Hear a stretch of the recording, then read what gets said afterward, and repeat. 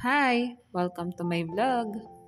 Ang video ko for today is Enfagrow A+ versus Non-Opti-Pro na parehas na pang 1 to 3 years old.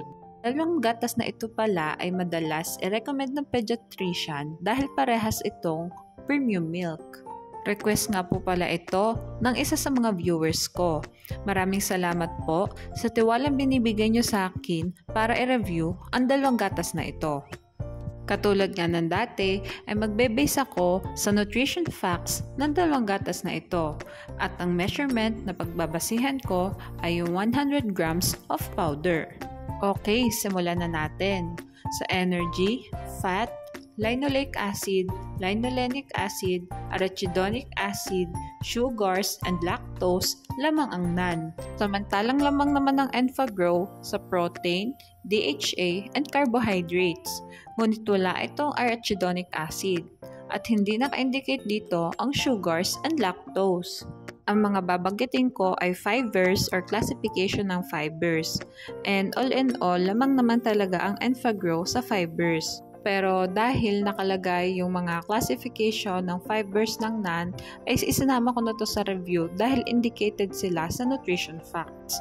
Sa 2-fucosylactose, D-fucosylactose, lactoentetrose, 3-sialylactose, 6-sialylactose, lamang ang NAN. Ngunit wala itong beta-glucan and fructoligosaccharides. Samantalang lamang naman ng Enfagrow sa fibers, beta-glucan, and fructoligosaccharides.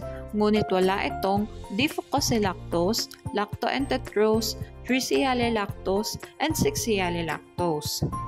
Lamang ang NAN sa first category. Proceed naman tayo sa vitamins. Sa vitamin A, vitamin D, vitamin E, vitamin K, vitamin C, vitamin B1, vitamin B2, and folic acid, lamang ang NAN. Samantalang lamang naman ang Enfagrow sa vitamin B6 at pantay ang dalawang gatas sa niacin. Sa pantothenic acid, biotin, inositol, taurine, and L-carnitine, lamang ang NAN. Samantalang lamang naman ang Enfagrow sa vitamin B12 and choline. Ngunit wala itong inositol, taurine, and L-carnitine. Lamang ang NAN sa vitamins. Mag-proceed naman tayo sa minerals. Sa sodium, potassium, fluoride, calcium, phosphorus, magnesium and iron, lamang ang Enfagrow. Sa copper, zinc and iodine, lamang ang NAN. Samantalang lamang naman ang Enfagrow sa manganese and selenium. Lamang ang Enfagrow sa minerals. Sa other nutrients naman tayo. Ang NAN ay may nucleotides and probiotics na walang Enfagrow. Samantalang ang Enfagrow ay may phospholipid and sphingomyelin na wala naman ang NAN.